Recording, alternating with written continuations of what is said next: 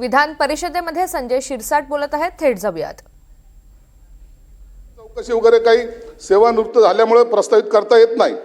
तथापि आता हे तुमचं प्रकरण, तुमची तक्रार आम्ही गांभीर्याने घेऊन ज्यांनी या चुका केलेल्या त्या उपायुक्त तथा सदस्य सचिव श्रीमती वृषाली शिंदे, संशोधन अधिकारी श्रीमती अनिता राठोड यांना आज आम्ही निलंबित करीत आहोत। प्रश्न विचारायचे? अनिल परब। महत्वाचा विषय याच्यामध्ये असा आहे की जाच पडताळणी समितीचे कारनामे हे काय आजचे नवीन नाही आहेत। हे नेहमीचं काम झालंय, नेहमीचे तो पावसाळ्यात असं ते जाच पडताळणी समितीचं आहे। हे 2 अधिकारी आज सस्पेंड केले आहेत।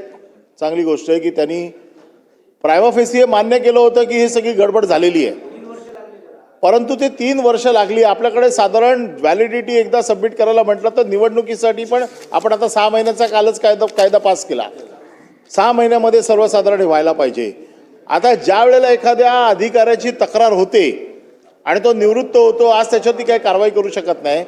साधी गोष्ट आहे शासनाची, ज्या वेळेला एखाद्या कामगाराची अधिकाऱ्याची तक्रार होते आणि तो जर रिटायर होतो तर पहिली त्याची पेन्शन थांबवली जाते। आपण ती पेन्शन थांबवली आहे का त्याची? नाही, पेन्शन थांबवली जाते, त्याचे सगळे ड्यूज थांबवले जातात। जोपर्यंत त्याला क्लीन चिट मिळत नाही तोपर्यंत त्याला शासकीय त्याचं काय दायित्व असतं ते दिलं जात नाही। आणि आजही तुमच्याकडे ही प्रोसिजर आहे की किती वर्ष झाली तरी त्याला कुठल्या ना कुठल्या मार्गाने तुम्ही त्याला त्या चौकशीच्या फेऱ्यामध्ये आणू शकता। शासनाचे सगळे नियम जर आपण तपासले तर आपण हे करू शकता। आज ह्या 2 लोकांवरती आपण कारवाई केली आहे, परंतु ज्या एका आमदाराच्या जीवाशी हे प्रकरण आलेलं आहे, ह्या प्रकरणामध्ये आमदाराला धमक्या आलेल्या आहेत, आमदारावरती हल्ला झालाय 2दा। त्याच्यामुळे अशा प्रकारची जी प्रकरणं आहेत तर या सगळ्या प्रकरणाची गंभीर दखल घेऊन नुसत्या केवळ 2 लोकांना सस्पेंड करून चालणार नाही, ते याच्यामध्ये फौजदारी गुन्हा देखील दाखल झाला पाहिजे, कारण याच्यामध्ये आमदाराच्या जीवाचा प्रश्न निर्माण झालेला आहे।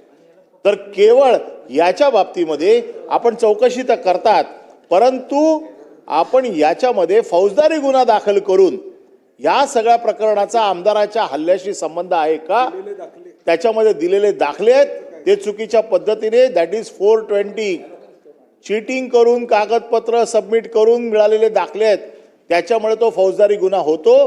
तर या निलंबनाबरोबर आपण त्यांच्यावरती फौजदारी गुन्हा दाखल करणार का? मंत्री महोदय। निश्चितच या संदर्भामध्ये भाई निश्चितच या प्रकरणामध्ये आम्ही गांभीर्याने घेतलेलं आहे। 2 लोकांना निलंबित केलेलं आहे। जे निवृत्त झाले ते 2019ला झालेले, 2019ला झालेले।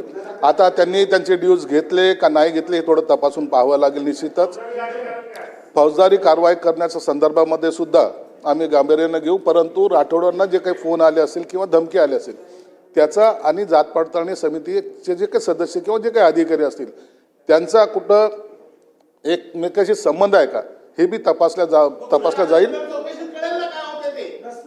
हे या संदर्भामध्ये नसता परब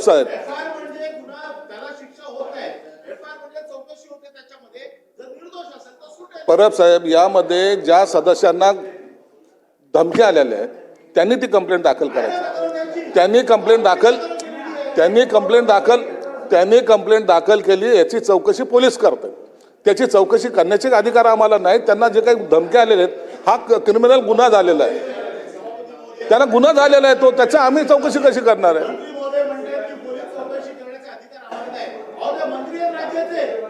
अहो ते मला नाही, ते आमच्या खात्याला नाही, ते माझ्या खात्याला कसले अधिकार आले? पोलिसाचं काम आम्ही करतोय का?